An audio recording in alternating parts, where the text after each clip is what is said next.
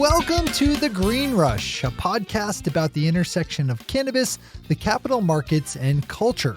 On a weekly basis, hosts Ann Donahoe and Louis Goldberg of KCSA Strategic Communications speak with the CEOs, financial experts, cultural icons, legislators, and generally interesting people moving the cannabis industry forward. According to most projections, marijuana is almost a $100 billion industry annually, both legal and illicit. Yet, despite the emergence of a strong international legal medical market and an ever-expanding adult use market, only about $15 billion of that $100 billion is from legal sales.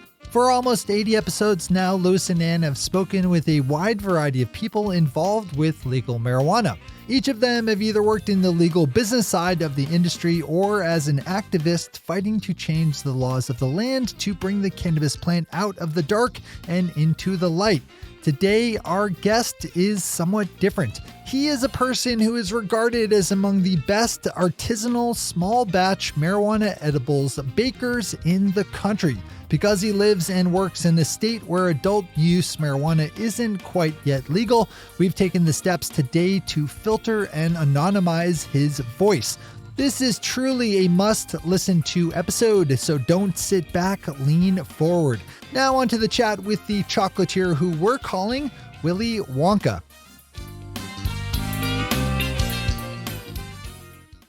Welcome to The Green Rush. Given our guest's wish for discretion and the need to keep his identity masked, we are actually not going to welcome him by name. But given his unique talent for baking and as a chocolatier, for the purposes of this episode, we will refer to him as Willie Wonka. So, welcome to The Green Rush, Willie. We really appreciate you being here. Hey, man, that's my pleasure. Thanks for having me. Not too long ago, Willie, you cooked a meal that I attended, and I was blown away, one, by your talent as a chef in general, but two, because it was an infused meal. Can you talk a little bit about building a menu, how you manage a guest experience? I mean, it was so much fun. Yeah, sure. So that was a dinner that I was hired on to do, which is a little different than the kind of dinners where I actually host the dinner. And so it's creating the menu is oftentimes a collaboration with whoever is hosting the event. So that dinner that you attended was a farm to table type dinner. So we were sourcing specifically what we could find in that area, right? And from there on out, it's and it was in the summer. And it was in the summer. Yeah, so we had a lot of fresh vegetables, fruit. Grass-fed beef. We had filet mignon. We had organic free-range chicken, roast chicken with the sauce. Had some little mini cherry tomatoes with cherry tomato BLTs. Oh, those are so good. And I honestly, man, I can't remember the rest of the menu. So you had the red bean hummus with the crudité that was infused. Yeah. You had ginger beer, blueberry lemonade. Yeah, the ginger beer is one of my favorites, man. So that takes like 3 to 5 days to make. That's made with organic ginger, a lot of organic lime, organic brown sugar, honey, and let it ferment for about 3 to 5 days, and it's naturally effervescent. Yeah, I mean, I can drink bottles of that stuff for days. So I can tell you that the guests, you know, as a guest, and I got feedback from my friends who were there as well. They had a great time, but they didn't understand how to properly dose, and we're going to talk about that in a little bit. But so you are a chef. Yeah, and a chocolatier. How did you get involved in the industry? Yeah. So you know what? Hey, before I forget, I brought something for you. Okay. Yeah. No fair. I'm sorry, you know what? I'll see if I can bring some to Toronto with me. When I see you, I'll when I see you next, I'll bring you something. Yeah, you definitely can't do that, Louis. Oh Just my to be God. clear. Wait. Before you, I want to take a picture of the packaging. Okay. And show what this looks like, because, you know, and then we can even put this on Insta. So it's really cool. I mean, it looks like this really beautiful box. And then you open it, and then what's inside? Oh my God, this is so cool. It's literally Cadbury cream eggs. Stop it. Yeah, with a little bit of a twist. So, Oh my God, these are so you're going to amazing. recognize the Cadbury Creme. It's pretty it's pretty traditional in terms of the cream. The chocolate is a different story. So you're not going to get that really sweet milk chocolate. What you have here is the Valrhona chocolate with organic cocoa butter, organic milk, and it's not going to be as sweet as a traditional Cadbury cream egg, which is how I like it. I hope you like it too. Oh my! Well, I'm not gonna eat. Wait, how much? how many milligrams is it? Eat it now. Eat No it way. Are now. you kidding me? It's we're recording this at 1:00 in the afternoon. Yeah, each egg is about 10 milligrams. Yeah, I'll save this for later. But oh my God, this is so beautiful. And I just texted these pictures to you, and I'll send them to you, Shay, as well. These are unbelievable. This is like literally, it's like a Cadbury cream egg. It is the most beautiful thing. Oh wow! The most Easter thing you've probably ever gotten in your life. Yes. All right. So first of all, There's thank one you. more item. Absolutely, man. So this is going on our menu this week. This is a chocolate bar. It looks like a Wonka bar. Yeah, it's in a gold wrapper. So what that is that's a dark chocolate bar made with Peruvian Criollo cacao. So this is non-alkalized, minimally processed cacao with organic sugar, Himalayan pink salt, my God. toasted tricolor quinoa, and guava. Wow. Wow. Wow. So this item should give you kind of an idea of what we like to do, which is create things with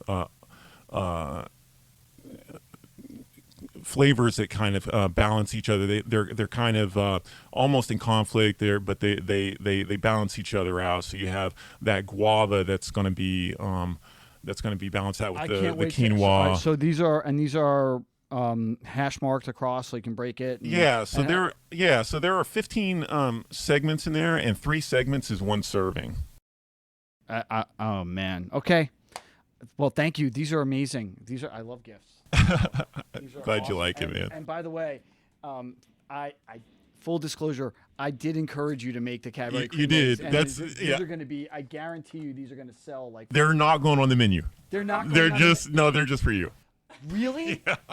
Oh my God. I really did consider putting them on the menu, but they're really labor to do? intensive. Yeah. Oh. But no, I mean it was fun making them. I like making that sort of stuff, but to sell, it's also, they're fragile. So Yes, they are fragile. Well, can I jump in and ask a question? Because Yeah, you of talked course, about please. what's quote unquote on the menu. Can you talk a little bit about what this menu is? Yeah, so I put out a menu every week, and it changes depending on what we have on offer that week. We have some staple items. We just recently cut down the menu so that I can focus more on specials. So for example, this week I decided to make a chocolate. I'm working with this new cacao. I really like these subtle tropical flavors. You'll get like hints of banana in the cacao, and so this item really is emblematic of my taste of what I like to eat, and that's what goes on the menu. That's what I make, the things that I'm going to eat. And so yeah, I'll put out this menu and tell people here's a new item, and then people They like it. decide if they like it or not. Decide if they want to try it or not. So how did you get into this, right? Because, being an infused edibles chef is not something that you grow up going, well, maybe you do now, but probably as a young child, you were not growing up thinking, this is what I want to do. So how did you get to where you are? Yeah. So a few years ago, I was running a business and it failed miserably. It was I was accruing debt. We're talking like serious stuff. Like I was going to lose my apartment. Trying to keep the bills paid, and so I decided to make some edibles for people that I knew, right? And they ordered more, and I actually started kind of really. What was the first thing you made? The first thing you sold? First thing was brownies and cookies, but those were completely changed later. What really got me started was I was in the kitchen one day with a friend, and we made it was a really hot July day, scorching hot, just muggy, and we made lemonade, organic lemonade, and we were drinking it, and it was watermelon lemonade, and I said, can we put that in that? And we tried, and it worked, and it complemented the flavor of that organic lemonade with that astringency so well that that I went to Sheep Meadow and sold them. That's how I got started. And the first time you walked up to somebody and said, "Hey, I've got this lemonade," Lewis, I was petrified, man. It's not what I wanted to do. I went out there and I failed at that miserably in the beginning too. I was sweating profusely, and not because it was hot, because I was. Yeah, because you're walking around with something that you could get busted for. Absolutely, but I had to. But it was desperation. It was desperation. That was it. So I did it the first few times, failed at it, couldn't sell it. I sat down. I got really upset about my situation, felt sorry for myself for a little bit, and then decided I had bills to pay, and I got up and I sold all the bottles I had in about 15 minutes. And that was it. I knew this is what I wanted to do from that point on. I knew as soon as I made those lemonades, as soon as I tasted those lemonades, before I even took them to the park, I knew this was something that I was going to do.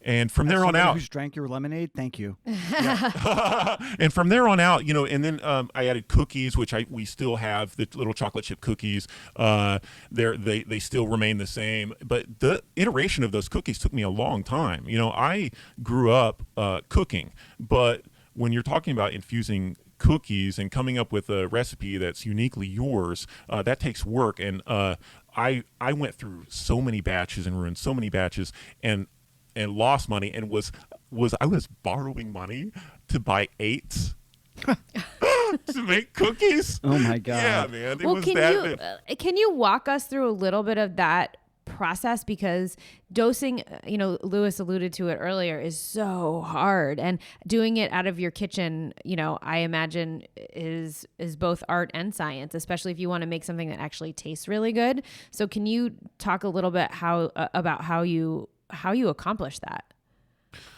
So dosing, yeah, it can be challenging, but I tell you, it's all about numbers. It's the math, and it's knowing what material you're starting with. So I can walk you through the process, and it's a really rudimentary process, but you.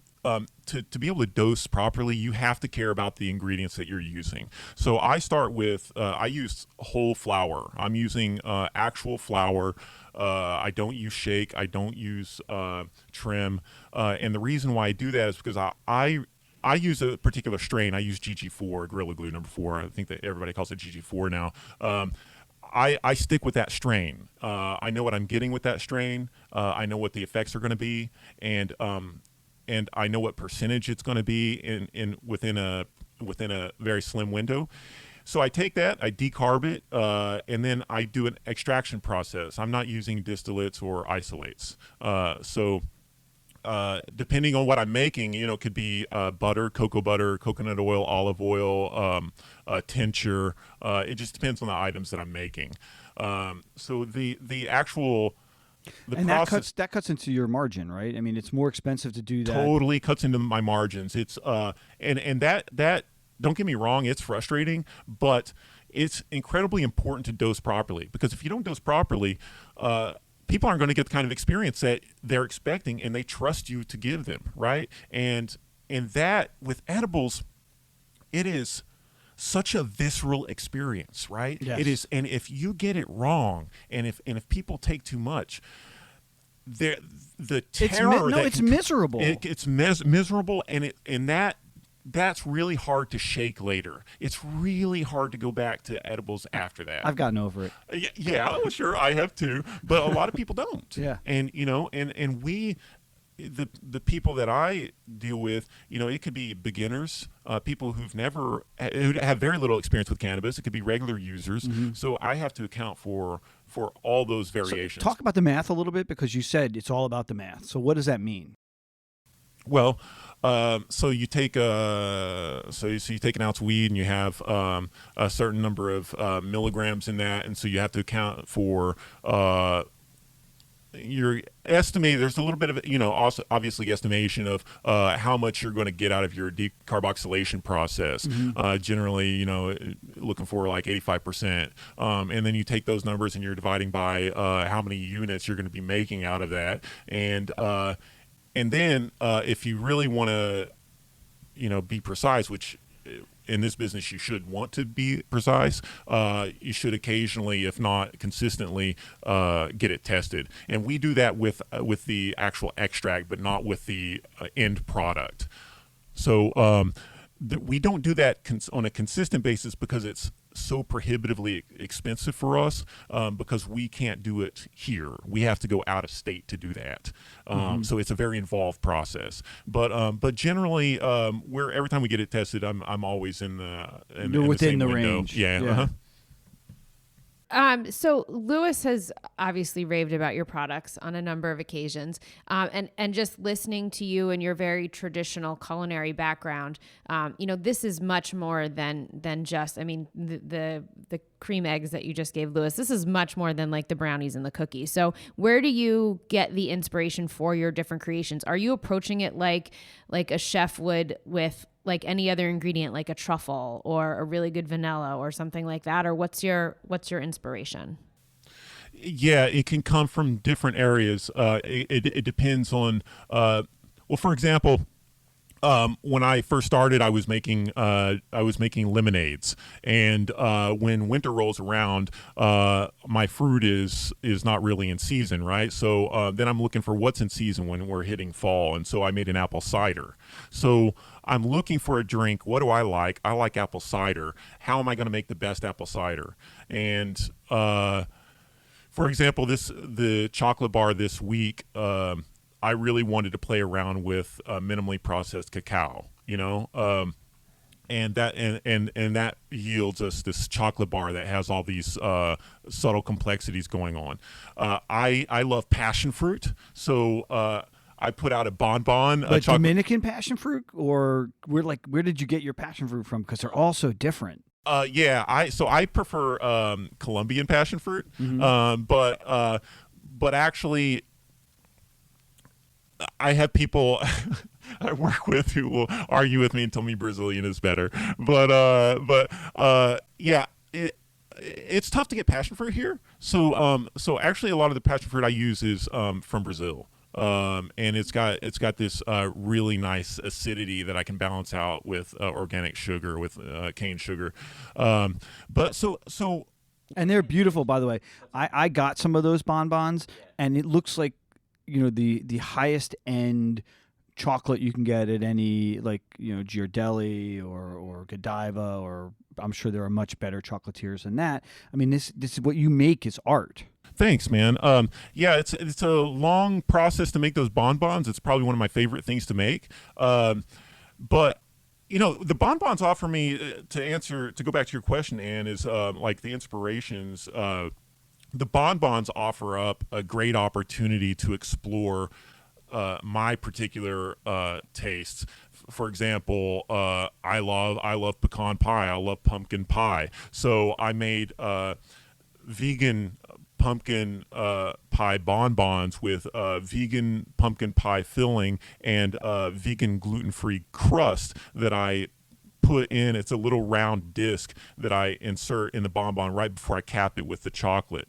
All those bonbons are hand painted, but those things I love to eat, right? And I want to see what I can do with them in different forms. And then we have a lot more clientele who have dietary restrictions, so we're moving more and more towards vegan and gluten-free products. How about kosher? kosher. We're not there yet. You get a rabbi to come in and bless your kitchen. How awesome would that be? Yeah, we're not there yet. There's but I mean, I know you're kind of joking, but there's a lot of like very specific aspects of putting out food that we want to, especially with infused foods, like a particular type of strains, right? That we don't do yet, and that we're looking to do in the future. You're establishing yourself here in New York as a truly unique, bespoke chef, but I know that you and I have talked about your aspirations to go bigger and to potentially be multi-state. Can you talk about like what do you want to be? Like, what do you want to be when you grow up?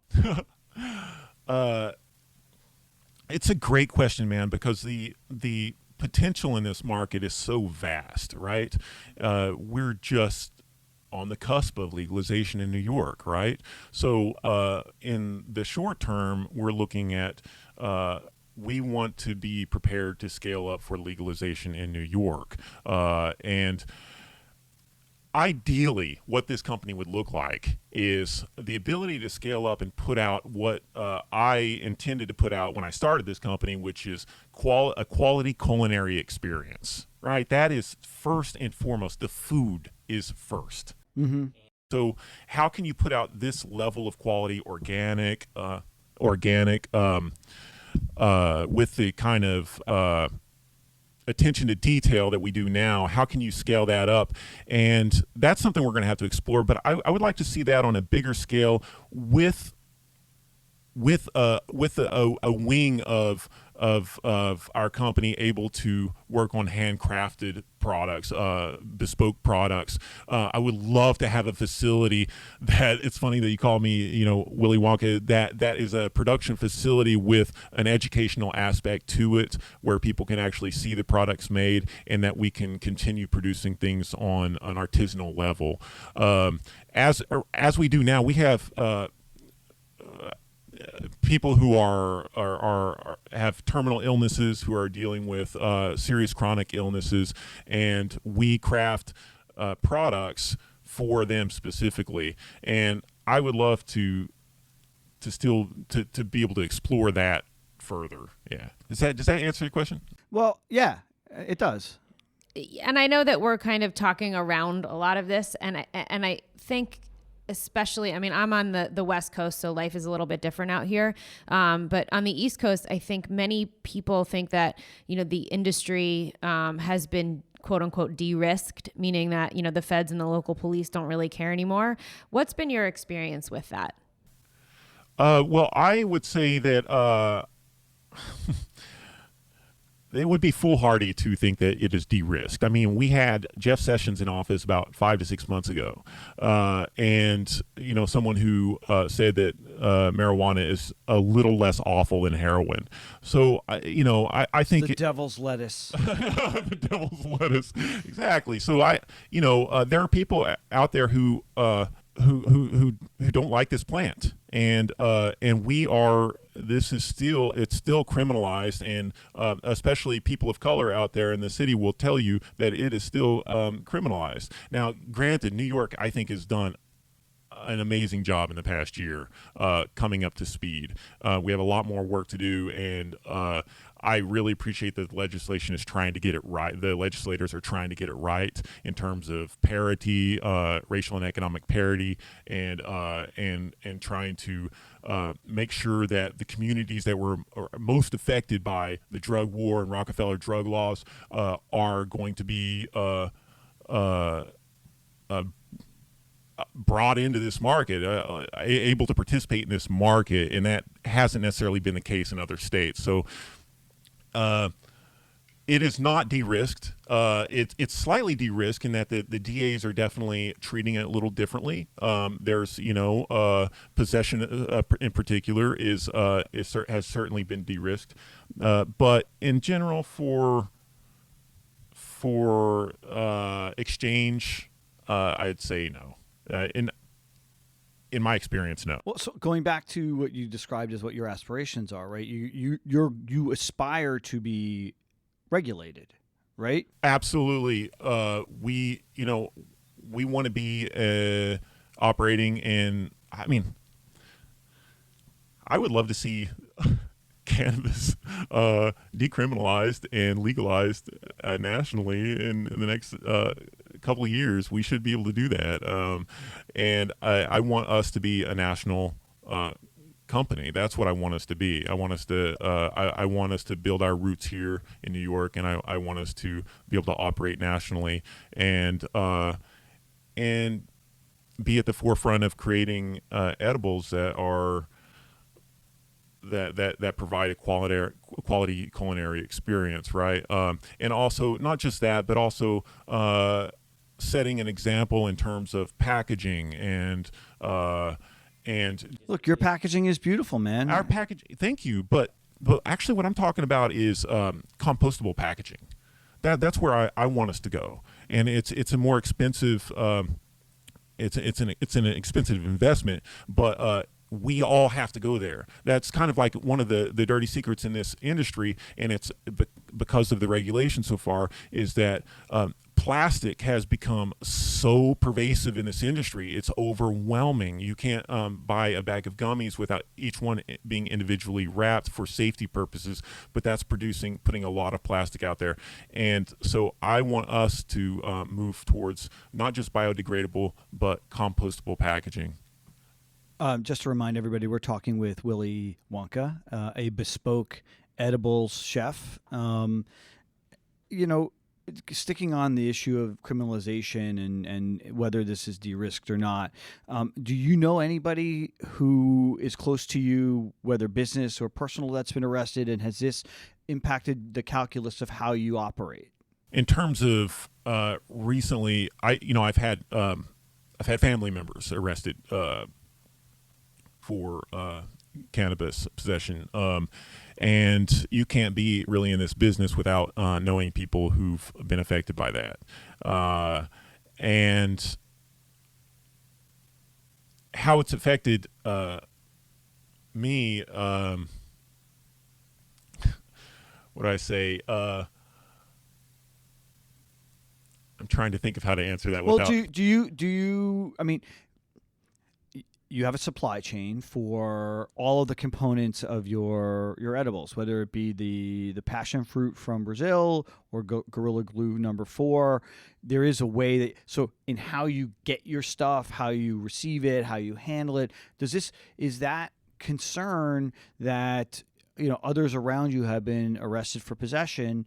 How does that impact on how you're making your decisions, or does it? And that it's just part of the calculus, like, I am at risk because of what I do. It's I'm at risk, and it's a life altering aspect of this business, and it affects you on a daily basis, and it affects every decision you make. So how are you dealing with the stress? Because this sounds like unbelievable stress. Right. Edibles. You get high on your own supply. I eat all my stuff, man.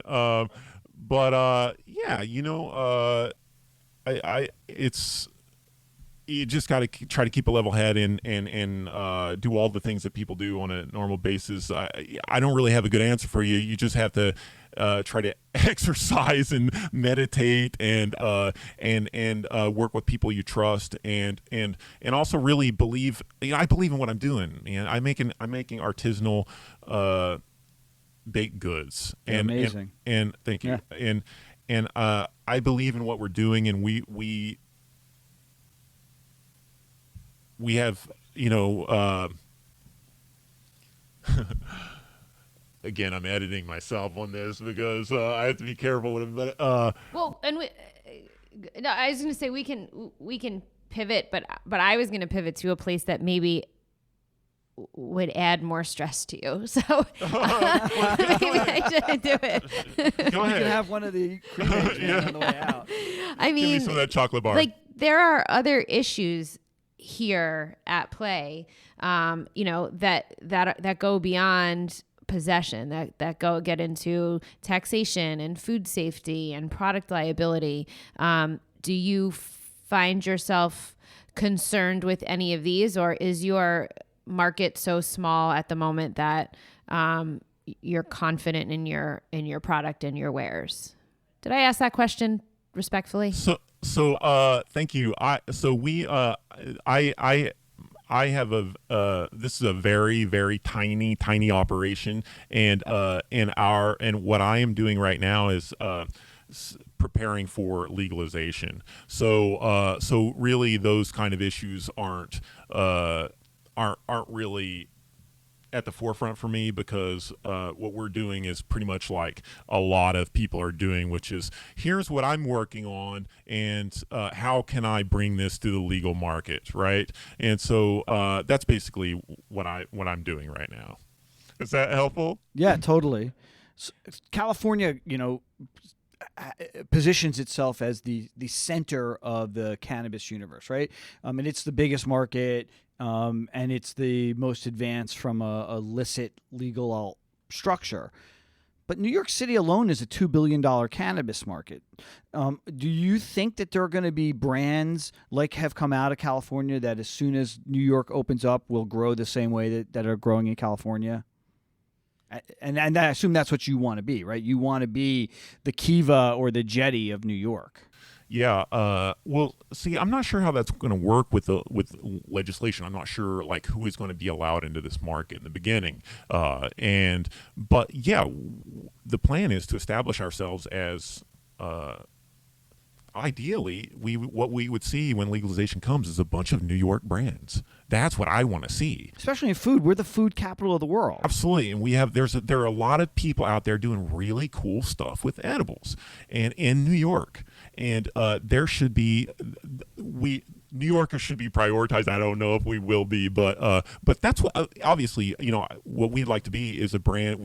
Like to be branded right from the very beginning in the legal market, and grow here in New York. That's why, I haven't moved to California. I haven't moved to Washington State. People are like, why don't you move to Colorado? Well, it's not my home. That's not where I want to operate. We're on. New York is about to change drastically, and we want to be here for that. Like, we want to be a part of that, not just because obviously there's a lot of money in it, but because it's my home. It's my home, yeah. And we're on the we're right on the edge of something very exciting, and this community here it's a rich community, man. It's if you're in that community, people are generous, people are welcoming, they're helpful, and we all share the same goal. And it's been the work of destigmatizing and decriminalizing this plant. Yeah. What do you think about CBD infused products? Do you think the market is similar to the THC based products? Do you use CBD in anything? What are your feelings in general about that side of the market?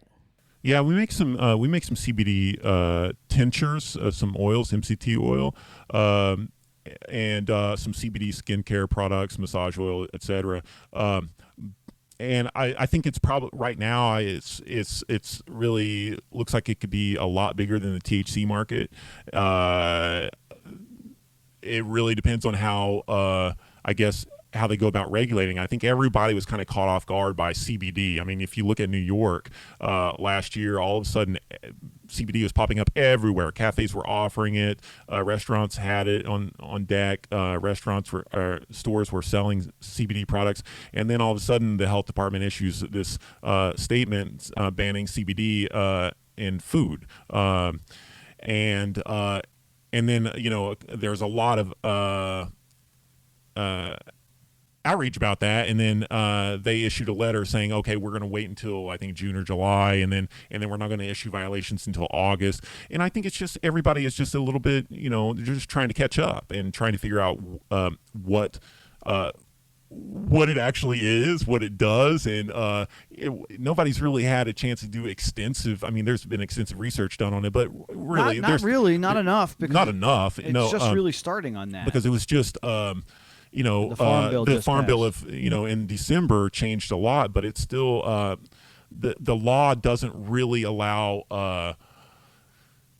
It's so interesting. Yeah, go ahead. On the CBD front, it's a different extract, right? And it's coming from a different source. And because you're now allowed to ship hemp around, has that also changed some of your logistics here? I mean, are you getting hemp from Kentucky? Like, where are you getting the base biomass for the CBD? We get the hemp from an organic farm on the West Coast. Yeah, man, they just ship it to us, and that's it. It's so insane to open up a box and have a bunch of hemp Because it looks exactly the same, right? Yeah. I'm always it terrifies me actually every time. I'm like, is this going to be the time? But that's a couple of gummies. But they include a letter saying either this is hemp, this is federally regulated, etc. And that's hemp is much easier for us to get, and we're right now exploring that market. I cut my teeth on THC, so that's what I know, and we're now exploring what else we can do with CBD, and we really have to kind of watch what happens with the laws, because there are people putting out food products right now, but they're actually not allowed to, as far as I know. Yeah, they're not allowed to. And so not in New York, at least. No, but they still are, and a lot of them are being, bagged up and sealed, embargoed. So, yeah, we're not really sure we want to enter that market, but it looks like it's right now legally just too prohibitive.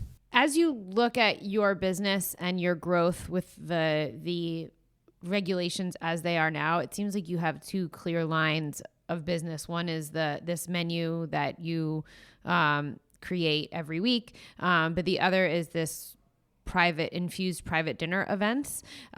Which side is more lucrative for you at the moment? I'd say the items I put out every week, but we don't do the dinners. I don't do as much because they are so much work, but I really love doing them. So I do different kinds of dinners. I do the ones where we're hired out, and then I do the ones where I host. And the ones where I host, right now I'm doing a dinner series that's based on my grandmother. So I was raised by three different grandmothers. A white Southern grandmother, Lebanese grandmother, and a Choctaw grandmother. So the end of last summer, we did a Southern brunch, and that we rented out a brownstone. It was about a 7-hour brunch, and every single item was infused, and it was an incredible experience. The next one will be the Lebanese dinner. That'll be this summer. Were grandmothers at this dinner? Or brunch? Nope. That would be awesome. It was just in honor of. Okay. In honor of. Yeah, they missed out on that one. Unfortunately, we didn't have any extra seats. Okay. Over the course of a 7-hour meal, though, how are you managing the experience of the guests? Right, because I can tell you from my experience and the guests that I was with, we were all like, "Layer it on, we can hang." And you know what? I can tell you, we were morons because we really didn't realize how much and how long, when you're eating for hours, the experience can be. So, well, that's a great point, and actually that experience, Lewis, I think was a great. It was a fantastic learning experience for me, because as a chef, you have to listen to your guests and what they want, right? But you also have to guide them. And I could have guided you guys a little bit better and said, hold on a little bit. So what I generally do is I incorporate, I don't take just the oil and kind of spray it onto the food. Hold on, you got to see this. What is it? This is That's hilarious. So just a little inside baseball for our listeners. During the show, Ann and I slack back and forward, deciding who's going to ask which question next. And she just sent me this amazing image of a child doing a face plant. And I can tell you from the experience from last year, if you don't know what you're doing when you're eating, you will do this. We'll put it in the show notes. Yes. Oh, yes. So yeah, I don't generally just kind of like douse the food with oil. I like to integrate it into the actual meal. So I'm infusing it from the very beginning, and honestly, that just takes a lot of working out. Because I'm making products, maybe items that I haven't made before, or they're just specific for this dinner. I'm not doing them all the time, so the dosing is very specific to that dish and to the number of people there. So I have to anticipate or regulate how much each person is going to eat, and so when they come in, I ask them what their tolerance is, and we have cards. Does anybody ever say, "Yeah, not so," or do they all like baller and go, "Yeah, I no, can." not at all. No. Oh no, yeah, no. I would yeah, think the yeah. opposite, Lewis. Not everybody goes Well, I can like tell you at running the into dinner brick that I walls was, like you do. Everybody at my dinner said, "Bring it on, I can take it." And I can tell you, after the dinner that I was at, everybody reported back to each other being completely verschmizzled for a full day afterwards. Yeah. So What was that word? Verschmizzled. So yeah, we so when I'm dosing like that, that requires just working out the numbers, and sometimes it's a lot of work. I'll for the days leading up, I'll be working out the numbers, and I'll have a notebook. I'll pages and pages of just math. And I remember there was one dinner where I was told there would be no math. yeah, you were lied to. And I remember there was one dinner where we were prepping. It's a lot of prep. So we were prepping the day before and late into the night. And I only had a few hours to sleep anyway before I had to get up and prep again. And I was in bed, and of course I'd been cooking, so I got a little high. And I was in bed, and I just panicked, and I realized, fuck, my numbers are off. And so I had to get up, and I had to work through all the numbers again. Oh, man. And then the next morning I got up and I reviewed them again. I was like, okay, that is right. Which one was it, the first time or the second time? Which one was right? Yeah. The second time. Oh, so Yeah, you the were correction. better at math when you were high than when you were straight. This time I was. Oh, man. Yeah. So That is, by the way, for any of the kids who are listening, not a good idea.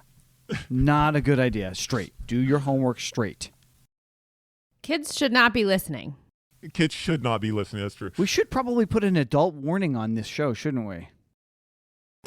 80 episodes in. Now's the That time. horse has It's left never the too barn. late. Yeah.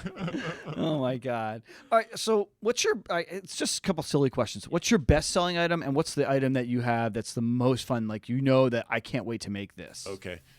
So the best-selling item are the gummies. The gummies are, and that's really just because I think it's because that's kind of a staple in the industry, right? Everybody expects to have a gummy when they have an edible. But also, we make our gummies with real organic watermelon. So I take a whole organic watermelon, I cut it, puree it, strain it, and reduce it down with a bunch of organic lemon juice, and that produces a real watermelon flavor, and you taste that difference. So those are our most popular item. The most fun item to make is probably the one that's the least fun to make as well, and those are the bonbons, because they take me at least 2 days to make from start to finish, because they're hand painted. I hand paint them, and then making the chocolate, allowing it to set, then making the filling and allowing that to set. It takes a long time, and you never, when you're making those things, there are so many variables that can go wrong with the shell cracking, the paint not setting properly, etc., that you never know what you're going to get you never know like how many you're going to get out of that batch. Very Forrest Gump of you. So by the end of it, it's pretty exciting when you knock those out of the polycarbonate mold and you have all these beautiful hand painted chocolates. And also those flavors, I just get to play with them so much. When you're sitting there for 2 days working on one thing, like what's your process? Do you have a podcast playing? Do you have music playing? Do you need silence? He's How do you clearly work? listening to our podcast. It's your podcast. I just Oh can't. my They're God. on. It's on repeat. So, I don't want to be By responsible the way, you for know what? fucking up any of your Hold on a batches, second. please. Fuck you for making a joke out of my podcast. I listen to music. Sometimes I'll listen to NPR. A lot of times I'm listening to music and I'm dancing. Then when I'm at my best, when I'm really in the flow, I've got music going, I'm dancing and I'm cooking. And those are the times when everything, all the stress, everything just falls away, and I'm in the flow and I'm focused. Those are the best times. That doesn't happen often because of kind of the schedule, but especially when I'm making bonbons, you really have to focus on them, and it's a long process. So that it's a lot of fun getting into that flow. You know, a lot of people who listen to us on the podcast are not in the industry, but they aspire to be in the industry. Is there any advice you would give somebody who wants to either become a chef like you or is looking to get into the industry? Would you do it? Knowing what you know today, would you do this all over again? Yeah, I would. I mean, it's been. I love what I do. I love making food for people, and getting the response back and making them happy, and I'm part of that experience. It's really rewarding, and I have a personal relationship with the people who buy my products, so I get immediate feedback from them, and that is really rewarding. I would definitely do it again. And in terms of advice, I guess it has to be that there's a lot of money to be made in this business once it goes legal, clearly, but there are so many aspects, there's so many angles through which you can get involved in this business that you have a pretty good chance of finding something that you're passionate about. And if you're passionate about it, people are going to want to work with you, and people are going to want your product. But it also takes a lot of work. It's like anything else. It's a lot of work. It's dedication. How long have you been doing this? Like 3 years. Yeah. And it I spend a lot of money on my ingredients, and I don't have to. I don't have to do that. It shows through. I can tell you, as somebody who is a consumer, there's a fundamental difference between what you're doing and my other experiences with edibles. I mean, there is you just make food that happens to be infused. Great, tasty, fun food, but it's infused. Thank you. Yeah, There are people out there who are making edibles that they're using isolates, they're using other things, and that is and ingredients that totally work, and that is fine. I'm doing something I'm passionate about and that I will eat, that I feel comfortable eating, that I enjoy eating. It's got to be that every time. So like our chocolate chip cookies, that cookie, I've made thousands of those cookies, right? I still care about those cookies. And you're so skinny. When I make those cookies, I went through so many iterations. I lost so much money trying to come up with those, and just sweating in that kitchen. And that cookie has to be perfect for me. It has to have this golden bottom. It has to have a very light crust on the top. It has to be chewy in the center. It has to think of an Entenmann's cookie or a Freihof cookie, but like at a whole nother level. They're about that size. They're tiny. They're tiny little, like 1 or 2 bite cookie. And it's like eating an Entenmann's cookie or a Freihof cookie, but just better. You've got to get that semi-sweet chocolate. You've got to get that organic cane sugar. And organic cane sugar tastes different than regular processed white sugar.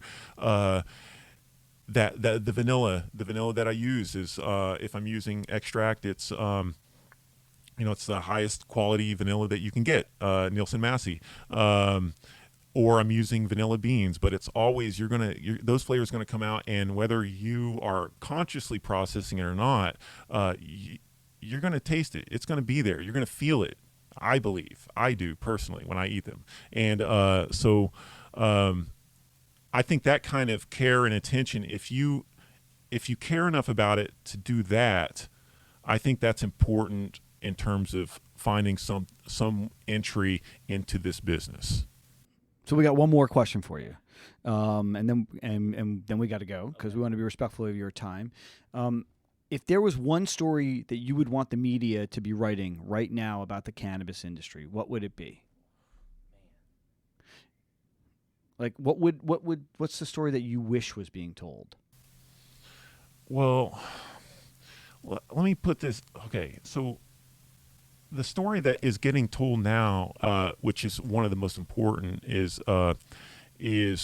how you go about legalization and taking into account the people have been put away for cannabis possession or distribution, what have you, and how you rectify those wrongs. So that's one of the, if not the most important issue out there, and that's starting to be written about, and it's being considered in New Jersey, it's being considered in New York, and so that is the first thing that comes to my mind. But something that I personally also, I guess a second tier to that would be what I mentioned before, is the plastic use, and I personally think that we should be doing better, and we have an opportunity to